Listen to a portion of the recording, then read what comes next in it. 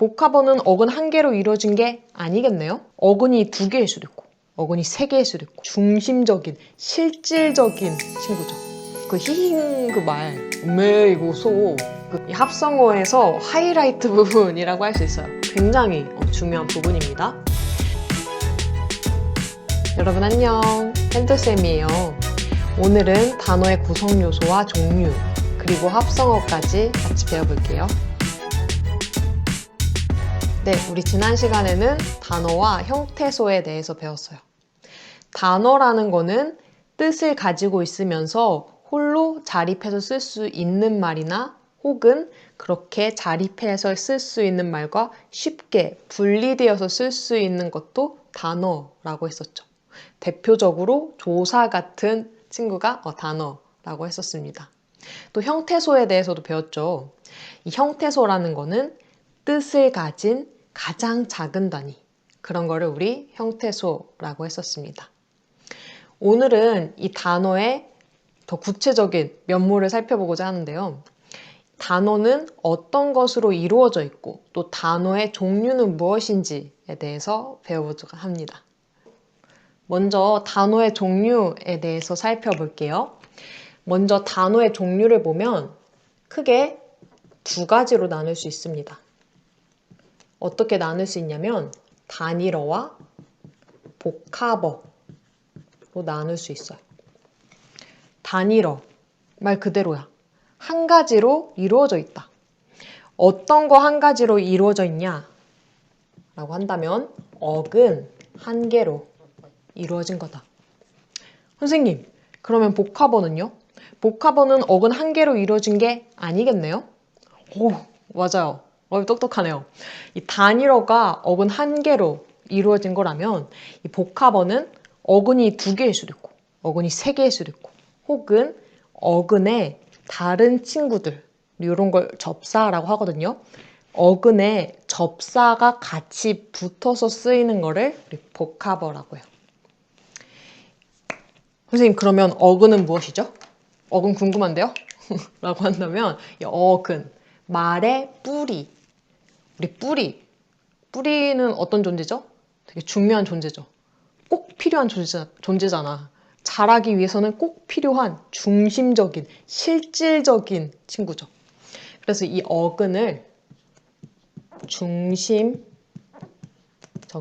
실질적인 의미를 갖고 있는 형태소, 우리 그런 걸 어근이라고 해요. 어근의 예를 좀 같이 볼게요. 어근.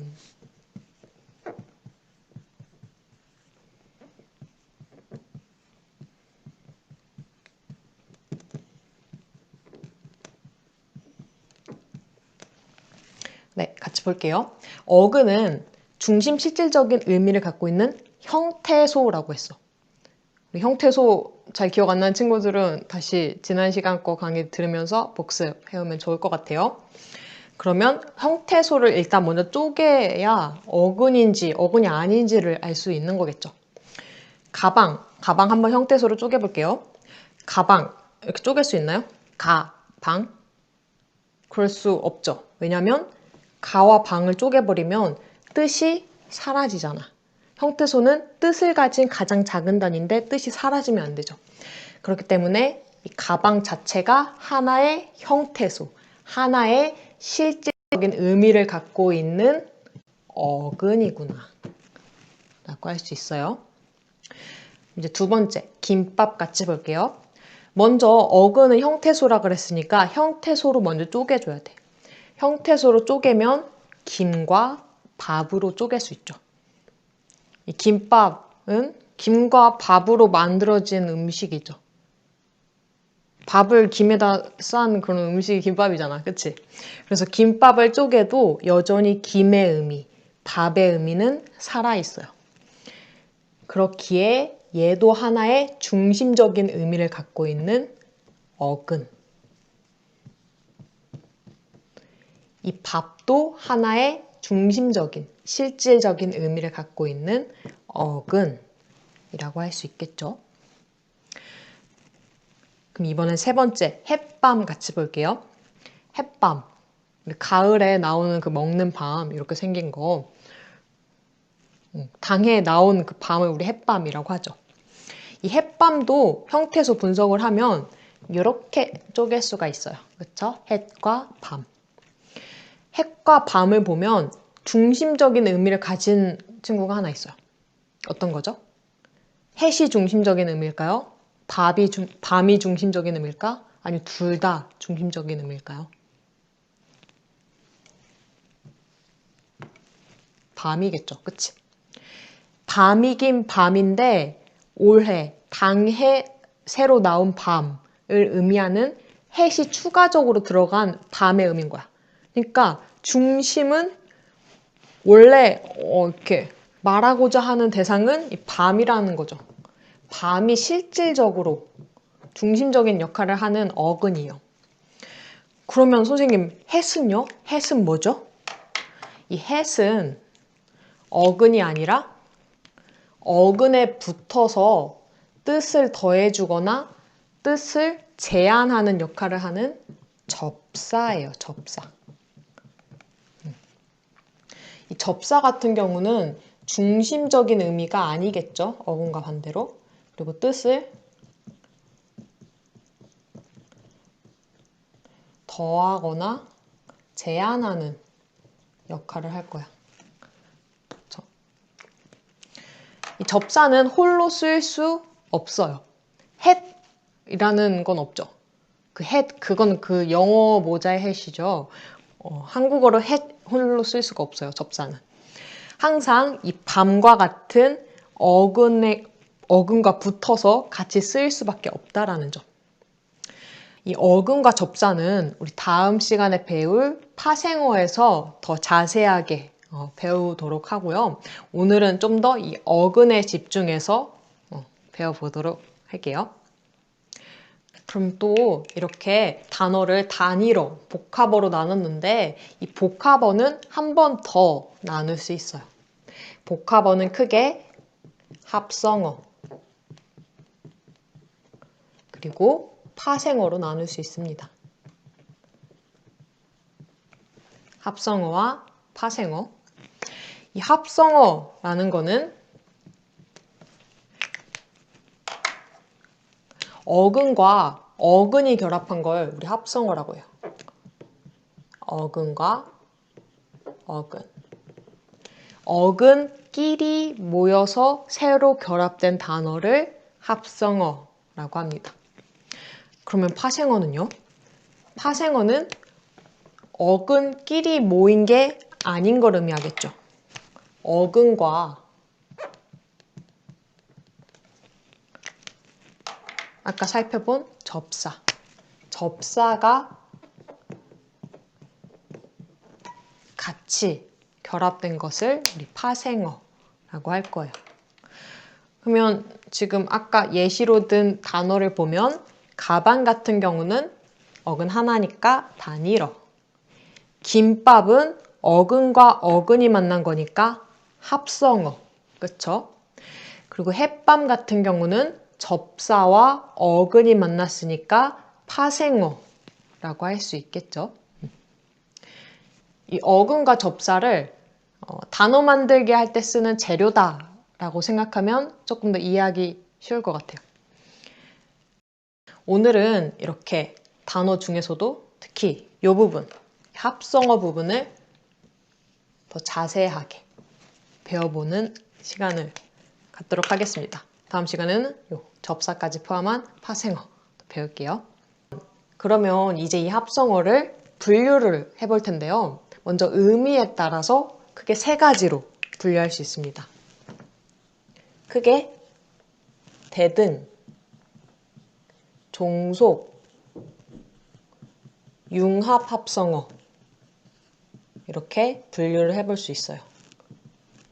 대등 합성어, 종속 합성어, 융합 합성어, 뒤 합성어는 생략해서 이렇게 대등, 종속, 융합만 적은 거예요. 대등은 말 그대로야. 합성어는 어근과 어근이 서로 만난다 그랬죠. 어근과 어근이 만나는데 이 두 개가 서로 대등하게 결합한다는 거야. 두 어근 모두 본래 의미를 가지고 결합한다.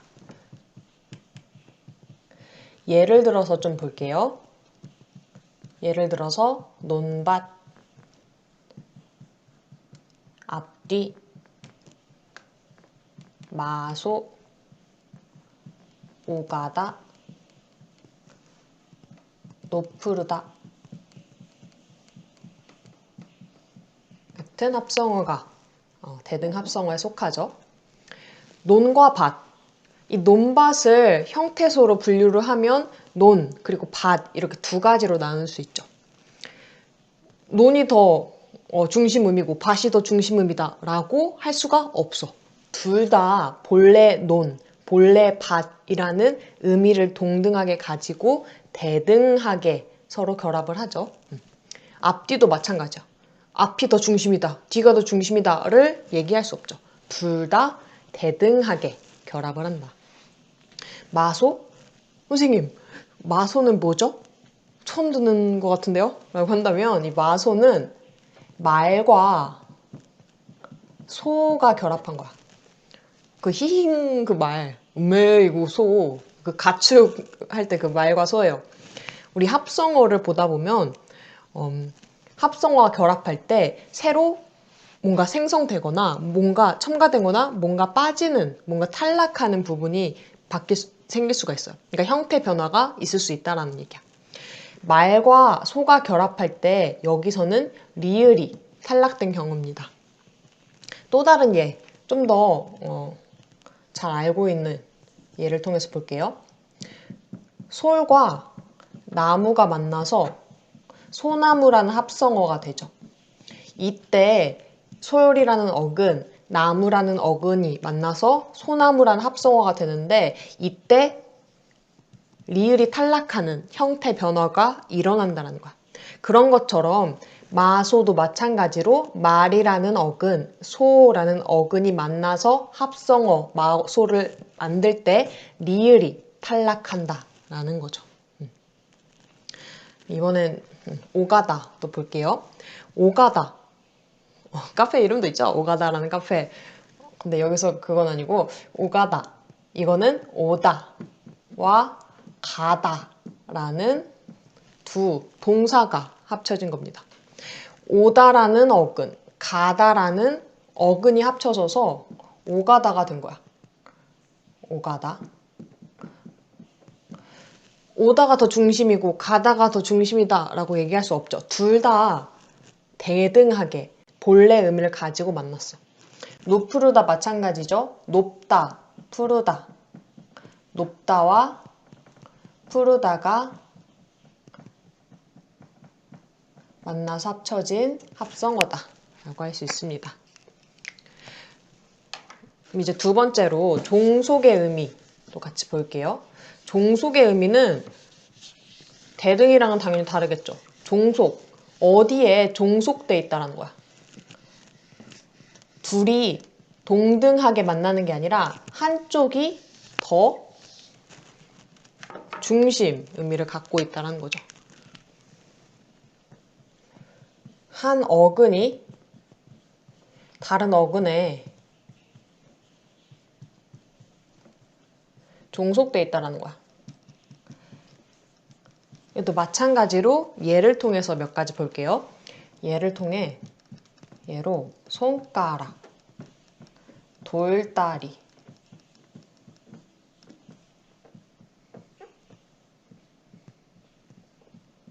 걸어가다가 있어요. 손가락, 가락이긴 가락인데 손에 있는 가락이라는 거야. 발가락도 마찬가지죠. 가락이긴 가락인데 발에 있는 가락. 그러니까 여기서 이 손이라는 어근이 가락이라는 어근에 종속돼 있죠. 가락이긴 가락인데 손에 있는 가락. 그쵸? 이 손이 가락에 종속돼 있구나. 돌다리 마찬가지. 다리긴 다리인데 어떤 다리라고 한다면 돌로 만든 다리, 돌다리. 돌이 다리란 어근에 종속돼 있다. 걸어가다 또 마찬가지죠. 가긴 가다 근데 어떻게 가지? 걸어서 가지. 걸어가다.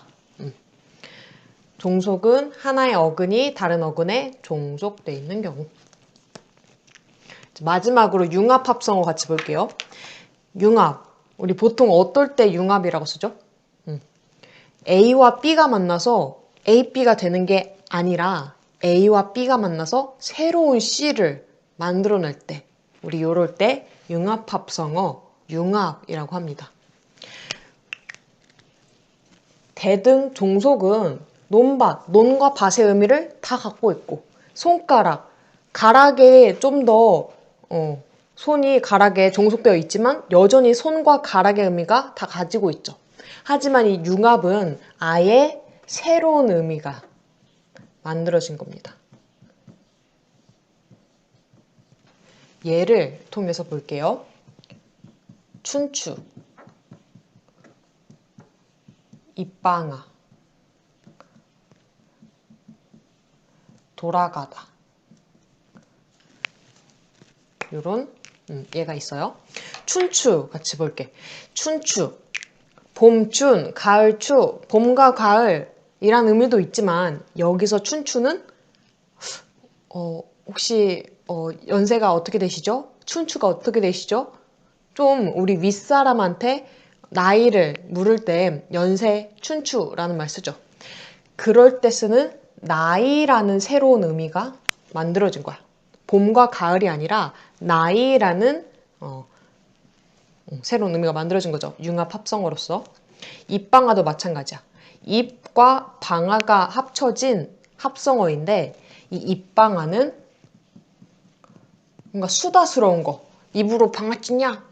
하면서 막 이렇게 열심히 막 얘기하는 거 수다를 의미하는 새로운 의미를 만들고 있죠. 세 번째, 돌아가다. 돌아서 가다라는 의미도 물론 있지만 여기서 이 돌아가다는 죽음을 의미하는 거죠. 조금 더 죽음의 높임 표현으로서 새로운 의미를 만들고 있어요. 그래서 이렇게 합성어는 의미에 따라서 분류를 하자면 대등, 종속, 융합 합성어 이렇게 세 가지로 나눌 수 있겠구나. 그러면 또 합성어를 분류하는 기준이 의미가 아니라 결합 방식으로 또 분류를 한다면 또 크게 통사적 합성어, 비통사적 합성어 이렇게 나눌 수 있거든요. 그러면 이거 좀 지우고 통사적 합성어와 비통사적 합성어 또 같이 이어서 볼게요. 우리 합성어를 의미에 따라 크게 세 가지로 분류를 했다면 이번에는 어근이 어떻게 결합하는지에 따라서 크게 두 가지로 나누어서 볼게요. 두 가지로 나눠서 보면 크게 통사적 합성어와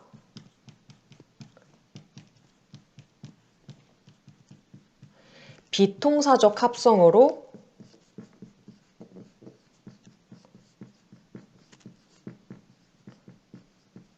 나눠서 볼 수 있어요. 통사적 합성어, 비통사적 합성어. 어떻게 보면 이 합성어에서 하이라이트 부분이라고 할 수 있어요. 굉장히 중요한 부분입니다. 통사적 합성어라는 거는 통사적으로 우리말의 어순에 맞게 합성어가 이루어져 있다라는 거죠. 쉽게 어순에 맞게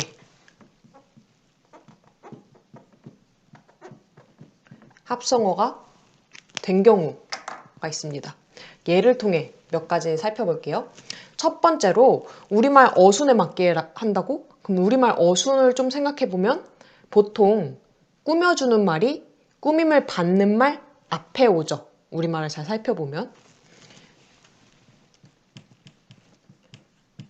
꾸며주는 말이 꾸밈받는 말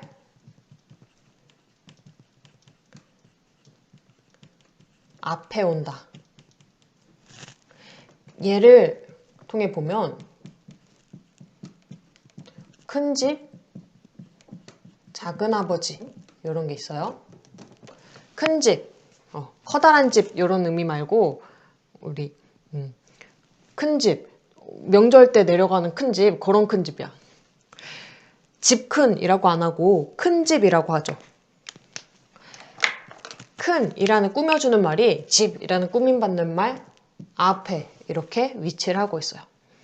큰과 집이라는 각각의 어근이 결합한 합성어인데 이 합성어가 우리말 어순에 맞게 꾸며주는 말이 꾸밈받는 말 앞에 와서 결합하니까 큰 집은 통사적 합성어구나 라고 할 수 있죠. 두 번째 예시는 작은아버지 있어요. 친척분들 중에 큰아버지, 작은아버지 이렇게 부르는 분들 있죠. 키가 작은아버지 그런 거 아니고. 그 작은아버지 할 때도 작다, 아버지 이렇게 두 어근이 만났는데 작은이 아버지를 꾸며주는데 앞에서 꾸며주고 있죠. 아버지 작은이 아니라 작은아버지라고 해주고 있어요. 그래서 작은아버지도 마찬가지로 통사적 합성어구나 할 수 있죠. 두 번째, 사실 이 두 번째가 굉장히 중요합니다.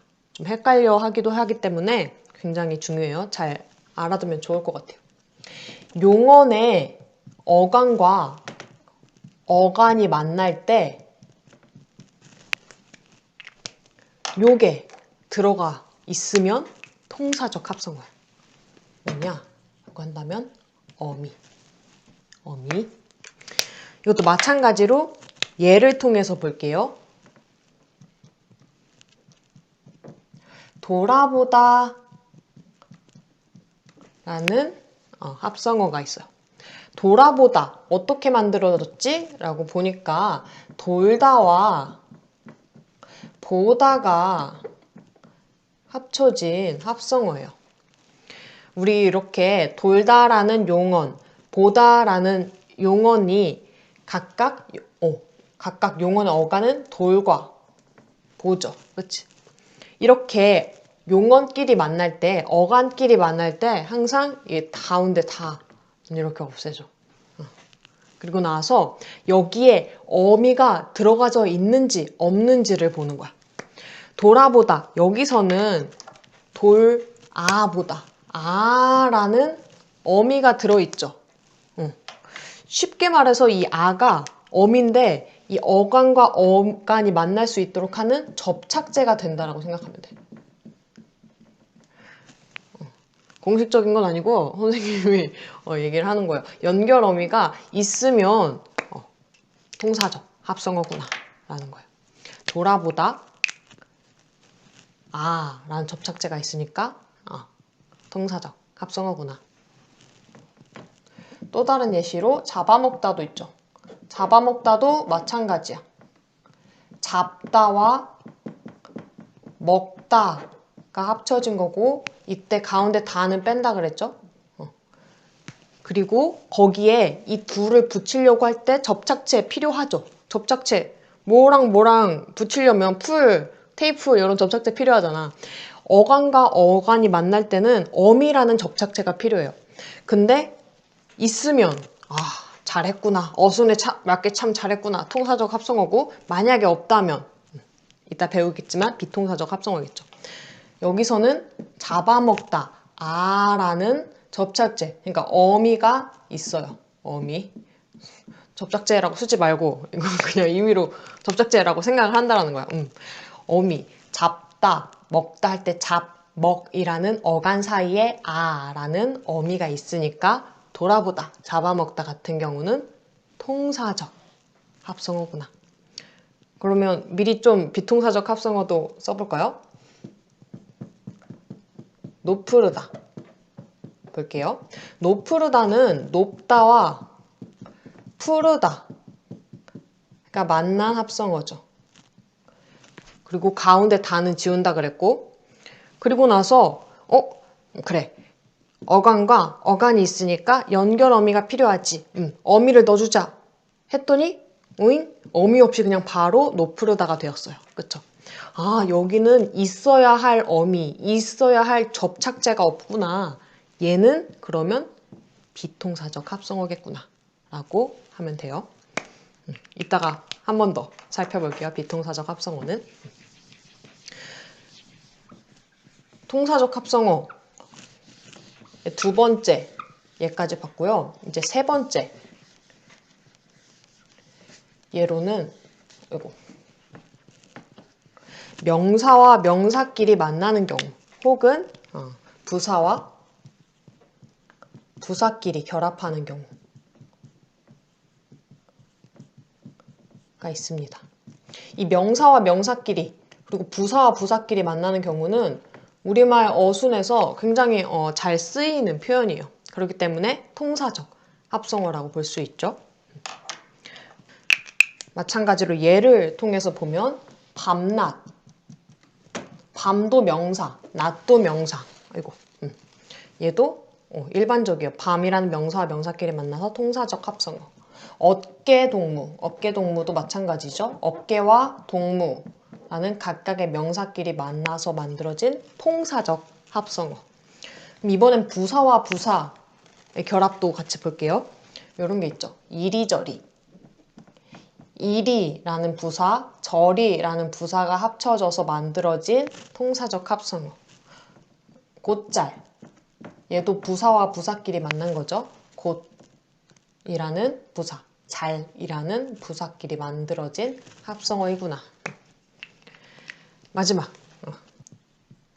네 번째로는 주어 혹은 목적어와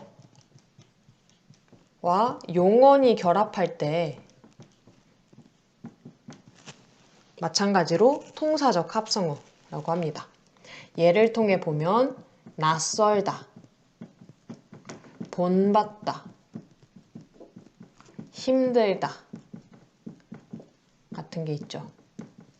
낯설다, 낯이라는 주어, 설다라는 용언, 낯설다. 우리말의 어순에 맞는 표현이죠. 본받다, 본을 받다.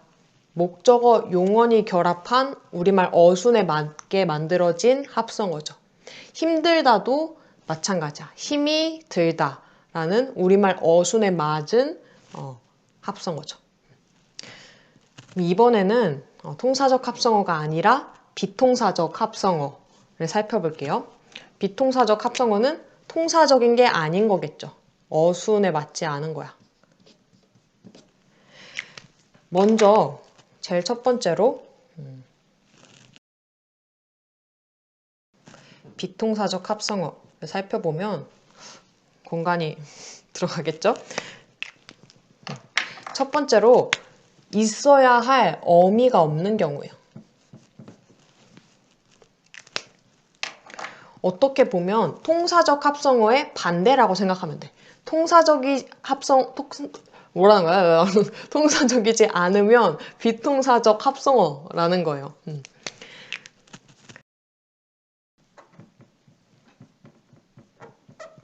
뛰놀다. 뛰놀다. 어떻게 만들어진 말일까? 보니까 뛰다 그리고 놀다가 합쳐진 합성어예요.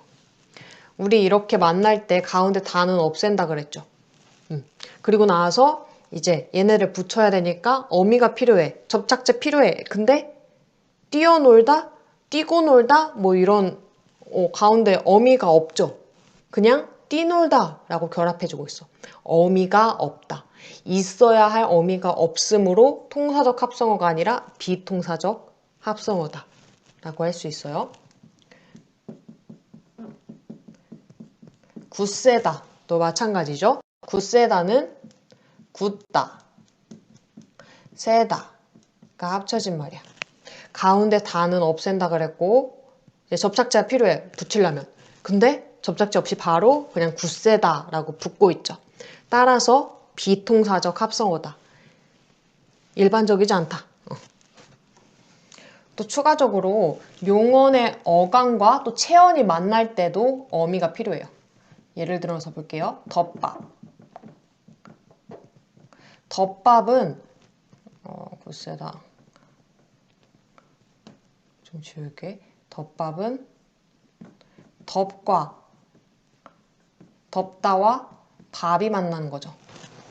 용언과 체언이 만난 경우야. 이때도 가운데 다는 지우고 이때도 마찬가지로 접착제가 필요해. 연결어미가 필요한데 그냥 바로 덮밥이라고 붙여주고 있어요. 그러므로 비통사적 합성어죠. 만약에 덮는 밥, 덮을 밥 막 가운데 이러한 접착제가 들어간다면 통사적 합성어겠지만 이런 게 없어요. 그냥 제육덮밥 이라고 하죠. 제육 덮는 밥 이렇게 안 하잖아. 그냥 연결음이 없이 전성음이 없이 붙기 때문에 통사적 합성어다 라고 합니다. 접칼도 마찬가지죠. 접다 그리고 칼이 합쳐진 합성어인데 그때 가운데 다는 없앤다 그랬고 여기서 접는 칼이라는 는이라는 어미가 있다면 통사적 합성어겠지만 이 는이라는 어미 없이 바로 접칼이라고 붙기 때문에 비통사적 합성어다 라고 할 수 있습니다. 이 부분이 아마 가장 헷갈릴 거야. 어미가 있는 건 통사적 합성어, 어미가 있어야 할 어미가 없는 거는 비통사적 합성어. 잘 알아두면 좋을 것 같아요. 이제 두 번째, 좀 밑에 지워보도록 할게요.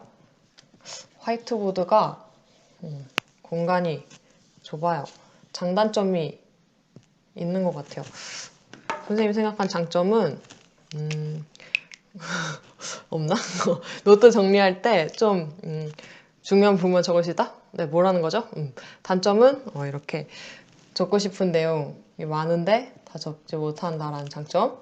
단점. 네. 두 번째.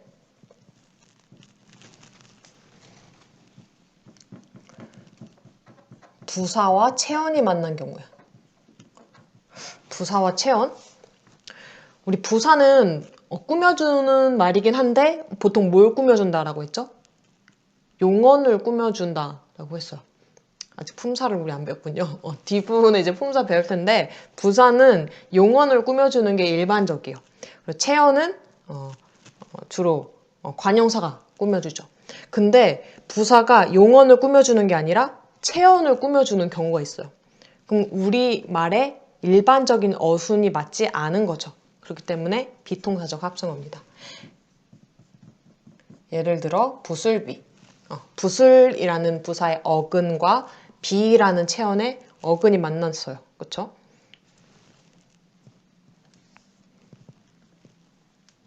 얼룩소도 있죠. 얼룩소.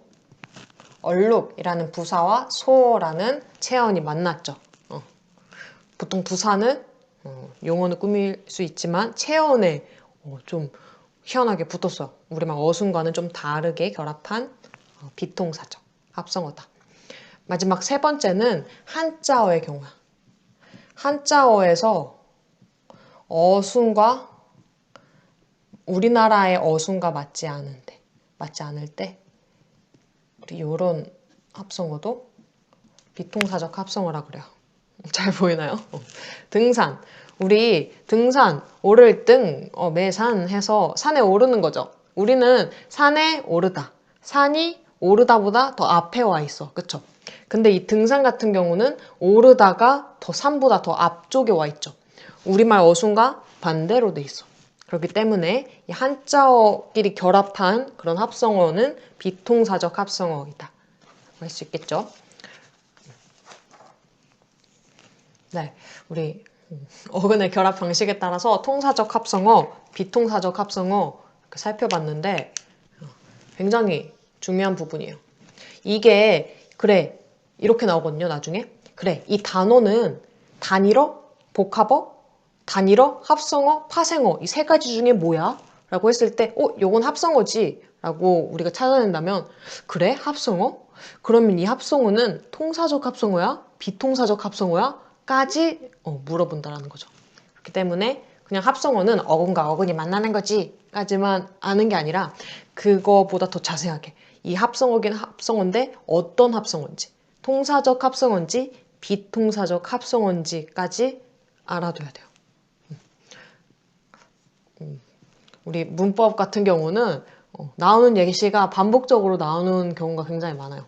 그렇기 때문에 우리 예를 중심으로 여러 번 반복하다 보면 이 통사적 합성어, 비통사적 합성어도 익숙해질 거라고 생각이 듭니다. 특히 이 어미 부분, 있어야 될 어미가 있으면 통사적 합성어, 있어야 될 어미가 없으면 비통사적 합성어라는 거 잘 기억해 두면서 둘이 잘 정리해두면 좋을 것 같아요. 통사적 합성어, 비통사적으로 나눌 수 있었다. 그러면 우리 지금까지 배운 부분 조금 한번 확인해보는 몇 가지 예시를 통해서 확인해보는 시간 또 가져보도록 할게요. 네, 그러면 이제 확인 문제 같이 풀어볼게요. 이러한 단어들을 딱 줍니다. 그리고 이렇게 물어보죠. 쇠못, 젊은이, 검불다, 굶주리다 라는 단어가 있습니다. 이 단어들은 단일어일까요? 합성어일까요? 파생어일까요? 이렇게 물어봐요. 어떤 걸까요? 뭐예요? 단일어, 합성어, 파생어 중에? 합성어겠죠. 오늘 우리 합성어밖에 안 배웠으니까. 네, 우리 다음에 파생어까지 배우면 단일어, 합성어, 파생어 다 섞어가지고 한 번 더 또 확인 문제 풀어보는 시간 또 가질게요. 오늘은 합성어만 배웠으니까 합성어만 쭈르륵 가지고 왔어요. 근데 여기서 끝이 아니라는 거죠. 그래요. 이렇게 합성어가 있습니다. 그래요. 이 합성어인데 그러면 합성어 중에 어떤 합성어예요? 까지 묻는다라는 거야. 우리 방금 통사적 합성어, 비통사적 합성어 이렇게 두 가지로 나눴죠. 합성어긴 합성어인데 얘 통사적 합성어예요? 비통사적 합성어예요? 이렇게까지 묻는다라는 거죠. 쇠못부터 같이 볼게요. 쇠못은 쇠와 못이 합쳐진 단어죠. 그렇지? 쇠는 명사야. 그리고 못도 명사예요. 명사와 명사끼리가 만났어요. 우리 아까 통사적 합성어 할 때 명사와 명사가 만나는 거는 우리말에서 자연스러운 어순이라고 했었죠. 그렇기 때문에 이 쇠못은 통사적 합성어구나 까지 알 수 있다는 거야. 그리고 또 우리 통사적, 비통사적 나누기 전에 크게 또 의미에 따라 세 가지로 분류했었죠. 대등, 종속, 융합 합성어. 그럼 이번엔 기준을 의미로 바꿔서 쇠못을 대등, 종속, 융합 중에 분류해하라 하면 어떤 거죠? 한 번 더 복습을 하는 거예요.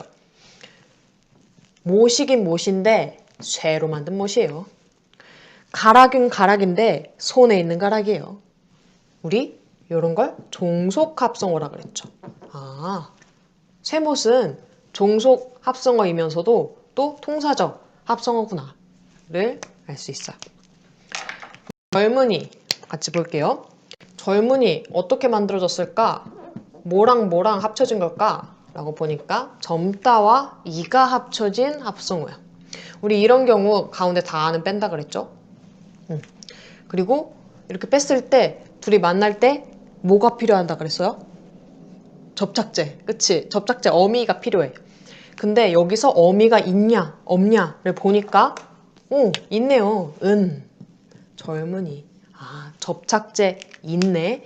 있어야 될 게 있네요. 접착제가 있으니까 얘는 통사적 합성어, 비통사적 합성어 중에 있으니까 통사적 합성어구나.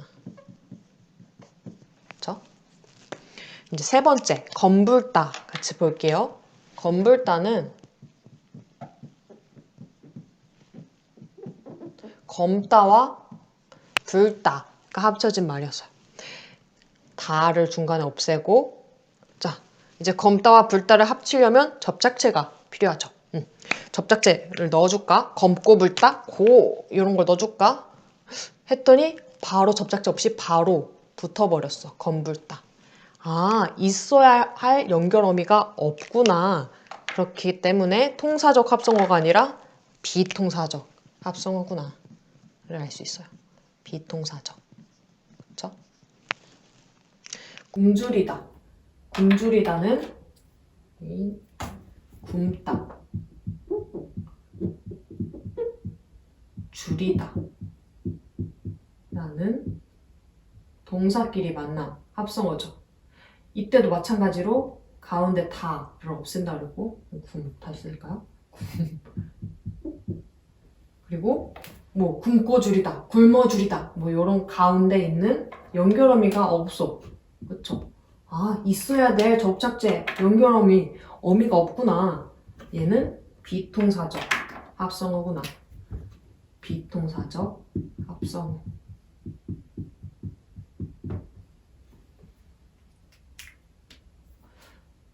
네. 이제 조금 알 것 같나요? 아직도 헷갈리시나요? 통사적 합성어, 비통사적 합성어. 우리 항상 합성어를 볼 때 이게 통사적 합성어일까, 비통사적 합성어일까까지 매번 그냥 합성어지라고 보는 게 아니라 이게 통사적 합성어인지 비통사적 합성어인지까지 같이 매번 합성어 나올 때마다 연습하는 그런 시간을 가지면 좋을 것 같아요. 그럼 이제 합성어와 또 구가 좀 헷갈리는 경우가 있거든요. 합성어와 구를 구별하는 방법에 대해서 조금 살펴보고 오늘 수업 마무리 해보도록 하겠습니다. 그러면 이제 합성어와 구를 구분하는 방법에 대해서 살펴보도록 할게요. 크게 두 가지로 나눌 수 있어요. 분리성과 의미 변화 측면에서 합성어와 구를 구별해 봅시다. 큰 집, 그리고 집. 설날에는 큰 집에 가서 세배를 드려야지 할 때 그 큰 집은 합성어예요. 큰아버지가 사는 집, 큰아버지가 있는 집의 의미일 때는 합성어죠. 반면에 커다란 집의 의미로서는 합성어가 아니라 구입니다. 두 개 어떻게 구분하냐면 이 합성어는 큰과 집 사이에 뭔가 들어가기가 쉽지 않아. 두 개가 분리하기가 쉽지 않다는 거죠. 반면에 이 큰 집은 그 사이에 뭔가 들어가기가 쉬워요. 비교적. 큰 우리 집, 큰 나의 집, 뭐 이런 말이 들어갈 수 있죠. 근데 그 큰아버지가 있는 집, 큰 집에서 큰 우리 집이라고 하면 의미가 완전 그 큰 집과 달라지잖아. 그렇죠? 그래서 구에는 분리성이 있지만 큰 집에는, 그러니까 합성어에는 분리성이 적다라고 할 수 있어요. 또 의미 변화 측면에서 이 크다, 집이 크다라는 의미 구에서는 그대로 가지고 있지만 큰 집이란 합성어에서는 커다란 집이라는 의미보다는 큰아버지가 있는 집이라는 그렇게 의미가 변화를 했죠. 다른 예시를 통해서 또 볼게요. 작은 형, 작은 형. 위에 있는 게 합성어죠. 맏형이 아닌 형. 밑에가 구예요. 그쵸? 키가 작은 형, 마음이 작은 형, 그런가요? 작은 형일 때는 그 가운데 뭔가 들어가기가 쉽지 않지만 작은 나의 형, 작은 그녀의 형, 그녀는 형이 없죠. 아무튼 우리 형, 나의 형, 막 이런 가운데 어떤 말이 들어갈 수 있어. 구는. 그쵸? 또 의미 변화. 작다라는 구에서는 작다라는 의미가 그대로 들어가지만 작은 형일 때는 맏형이 아닌 형의 의미가 조금 변하죠. 이렇게 합성어와 구를 구별할 수 있구나 알 수 있습니다.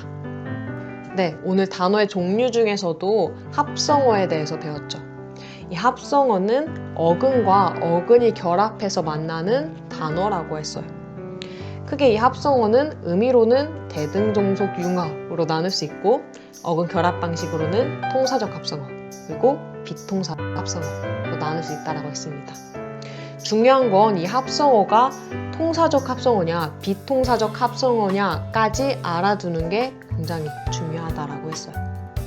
다음 시간에는 이제 어근과 접사가 결합해서 만들어진 파생어 같이 배워볼게요. 네, 여러분 오늘도 정말 수고 많으셨고요. 다음번 강의에서 또 만날게요. 안녕.